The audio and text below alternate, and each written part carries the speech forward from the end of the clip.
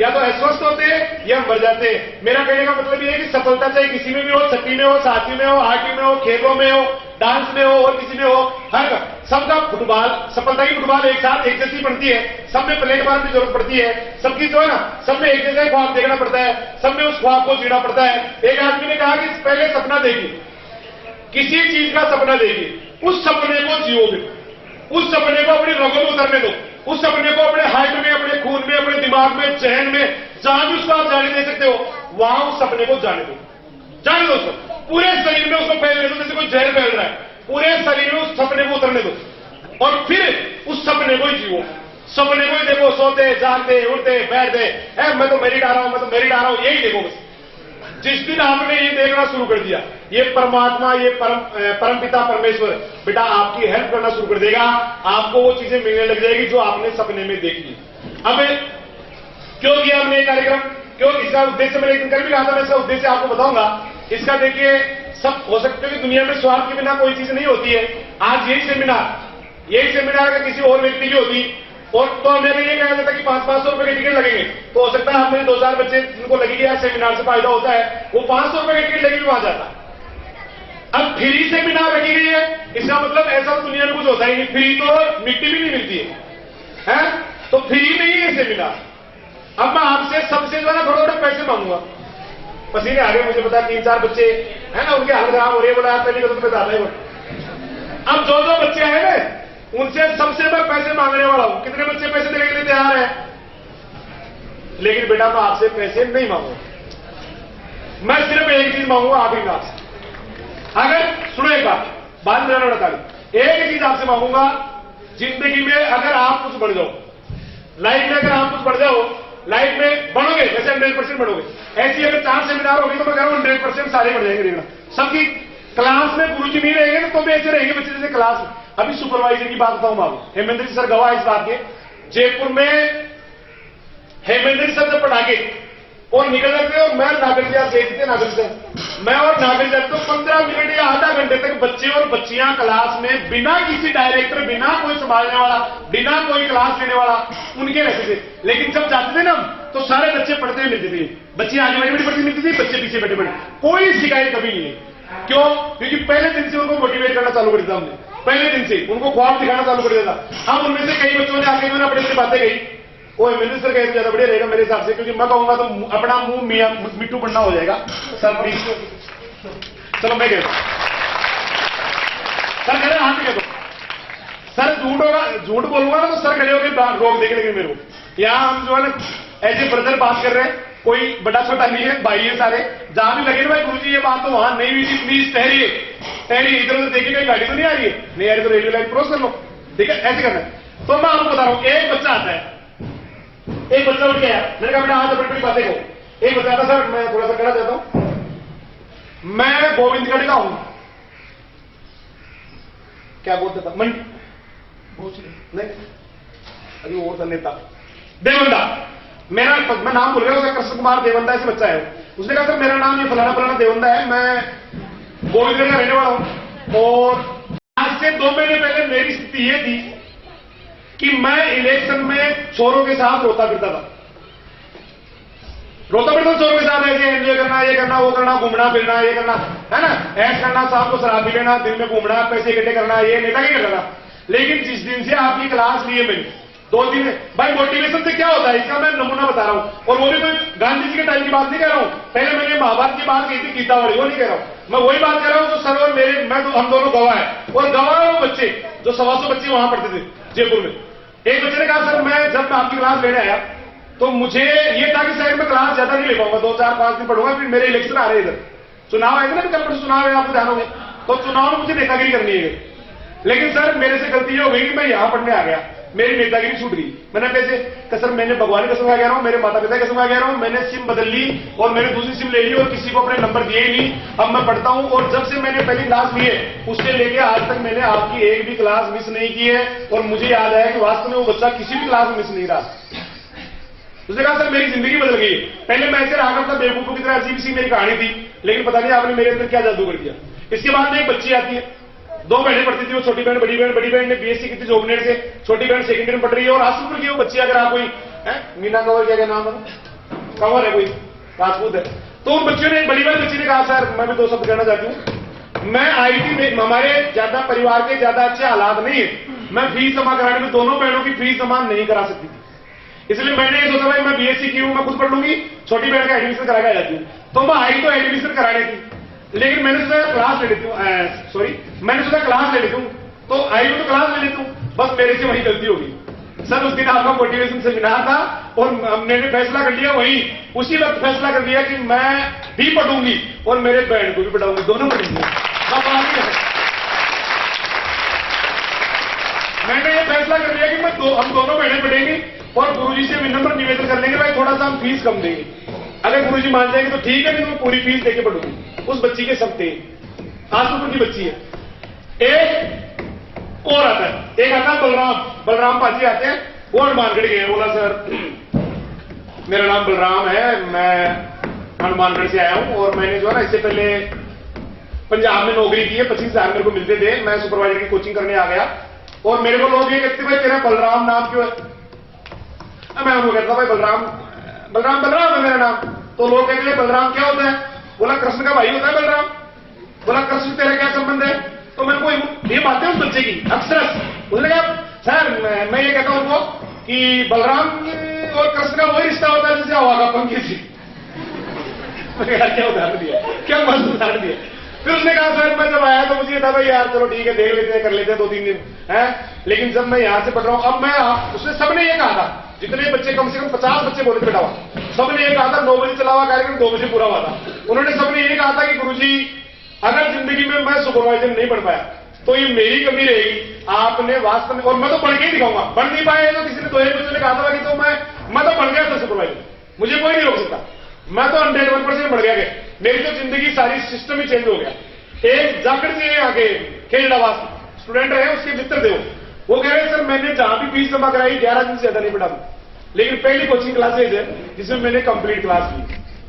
अब ऐसे बहुत सारे बच्चों की बहुत सारी, और जब उनकी ये आई नहीं ये बातें तो हमें लगा यार वास्तव में जो है ना मोटिवेशन से बहुत फर्क पड़ता है। मोटिवेशन तो आदमी को, अरे एक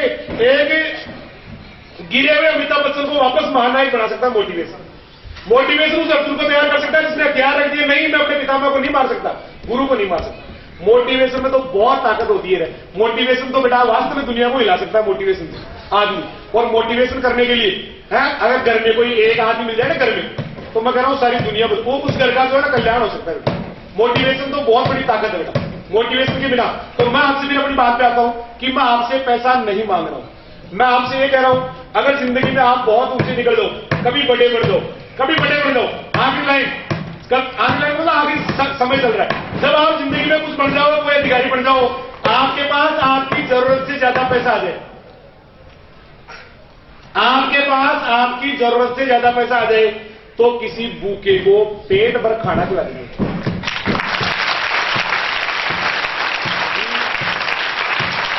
अब आप ये भी कह सकते हो भाई गुरुजी आपके पास मुझे लग रहा है ज्यादा पैसे, लेकिन आपने कितने ही बच्चों को भूखे को खाना खिला दिया, ये कह सकते हैं आप। स्वाभाविक सा प्रश्न है। देखो बेटा पहली बात तो इतना पैसा है नहीं मेरे पास, फिर भी मैं आपको बताता हूं, मैंने एक पहले कहा था इस आप ही में से 10 बच्चे ऐसे पढ़ रहे हैं इस स्कूल में, मैं उनका नाम नहीं बताऊंगा, जिंदगी में नहीं बताऊंगा, क्योंकि कभी भी अगर कोई आदमी या तो किसी का भला कर मत और करेगा तो किसी को बताए मत, ये कहानी होती है इंसान की।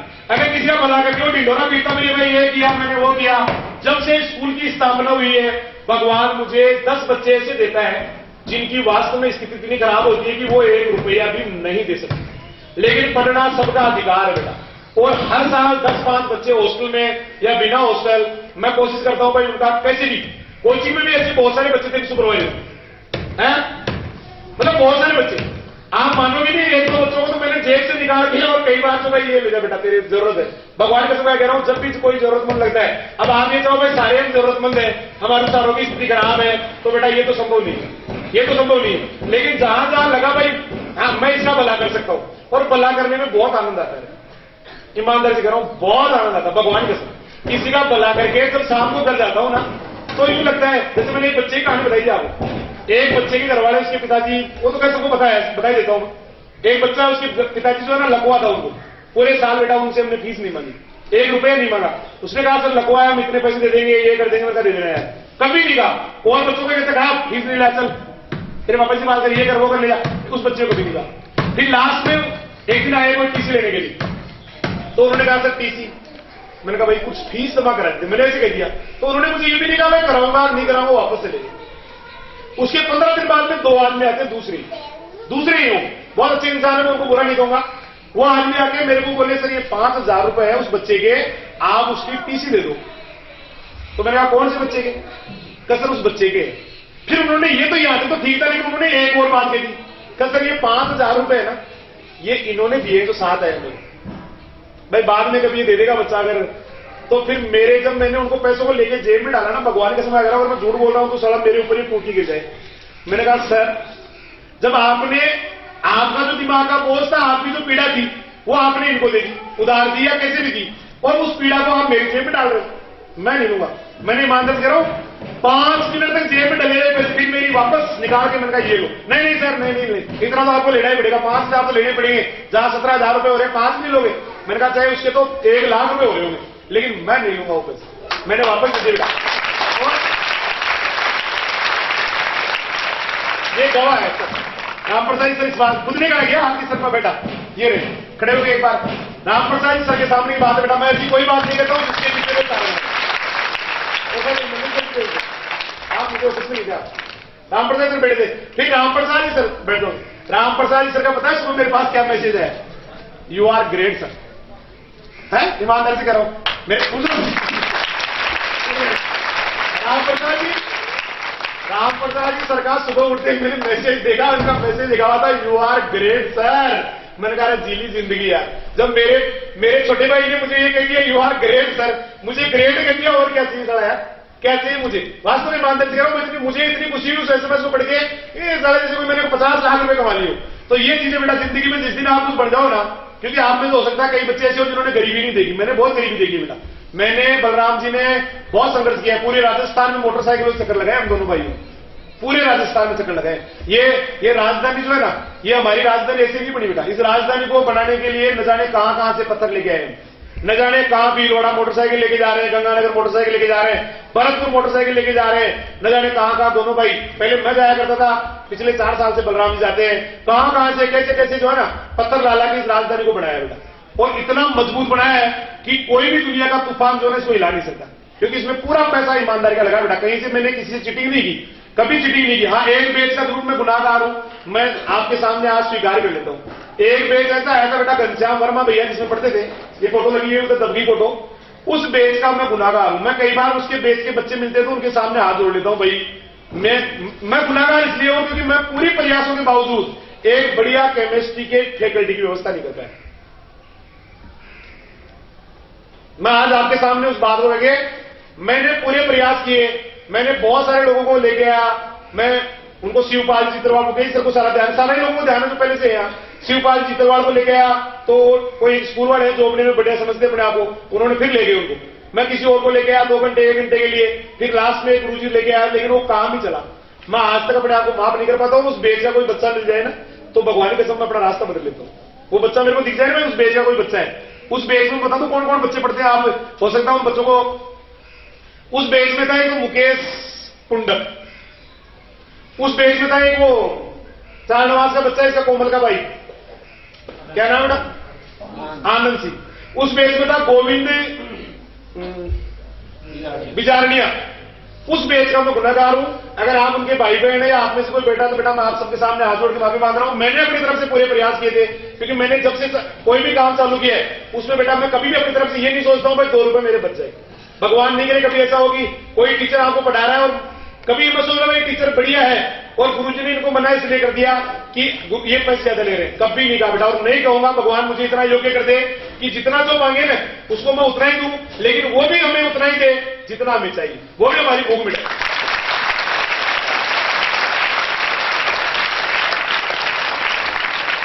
तो उस बेच का मैं गुनाहगार हूं। उस घनश्याम वर्मा, उस गोविंद बिजारनिया, आप कहना उनको जाके गुरुजी ने आपको माफी कहा है, सबके सामने आया। और गुनाहगार इसलिए नहीं हूं कि मैंने प्रयास नहीं किए। उस साल मेरे एक ज्योतिषी हुआ करते थे, एक ज्योतिषी बलराम जी के दोस्त है। अब मैं बिलीव नहीं करता हूं, डोंट बिलीव। मैंने कह दिया था उनको भाई कुछ नहीं, मैं कुछ नहीं समझता किसी चीज को, लेकिन उस टाइम ये कहा था कि 2011 आपकी जिंदगी का सबसे बुरा साल है। मैंने कहा हो गया यार, मैं नहीं मानता इन चीजों को। लेकिन वास्तव में बुरा ही था। उस टाइम लोग भी हावी हो गए थे, लोगों ने भी मुझे गिराने के लिए ऐसे ऐसे षड्यंत्र रचे बेटा कि मैं आपको अगर सार्वजनिक मंच पे कहूंगा तो आप अपने कानों में अंगुली डाल के चले जाएंगे। बोला गुरुजी छी ऐसा नहीं हो सकता, इतना घिनौनी कोई बात नहीं कर सकता किसी के लिए। लोगों ने ऐसा कहा। मुझे पता है वो साल कैसा निकला है। एक मतलब कैसे लोग जो है ना, कैसे लोगों ने हावी होने की कोशिश की और कैसे राजधानी को बंद करा दूंगा, मैं ये कर दूंगा वो कर दूंगा, उन्होंने पूरी ताकत लगा दी। लेकिन ये राजधानी बेटा सच्चाई पे और सत्य पे और मेहनत के पत्थरों से बढ़ाई हुई राजधानी है, बाहर नहीं बिगड़ा। और आज आप जैसे जब आप जैसे योद्धा आ गए, आप जैसे टीम, ऐसा परिवार, इतना बढ़िया परिवार, कई बार मैं अपने आप को गौरवान्वित महसूस करता हूं कि मुझे जो है ना ऐसे ऐसे दिग्गजों के साथ काम करने का मौका मिला, मुझे काम करने का मौका मिला। भगवान के समय कह रहा हूं, मैं कई बार बात करता हूं। मुकेश सर कल परसों कह रहे थे कि यार हिम्मत सर तो हिंदी को होतर की पढ़ाते हैं। मैंने कहा सर आप कैसे लगा? पूछो मत क्या पढ़ाते हैं? मैंने कहा सर ये सौभाग्य है नहीं